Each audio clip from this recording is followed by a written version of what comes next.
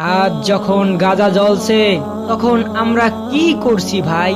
ফিলিস্তিনের শিশুদের রক্ত আমাদের বিবেককে ডাকছে, অথচ আমরা নীরব কেন? রসূল সাল্লাল্লাহু আলাইহি ওয়াসাল্লাম বলেছেন, মুসলমান এক দেহের মতো।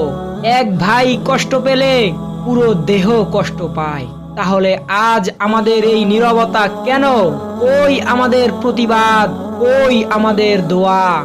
মুসলিম উম্মাহর দায়িত্ব শুধু দুঃখ পাওয়া নয়, সত্যের পক্ষে দাঁড়ানো, জুলুমের বিরুদ্ধে আওয়াজ তোলা। আজ সময় এসেছে আমরা সবাই একসাথে বলি, ইয়া আল্লাহ, ফিলিস্তিনকে মুক্ত করো, ফিলিস্তিনকে মুক্ত করো, ফিলিস্তিনকে মুক্ত করো। আমরা মুসলমান, আমরা এক দেহ, আমরা এক কণ্ঠ।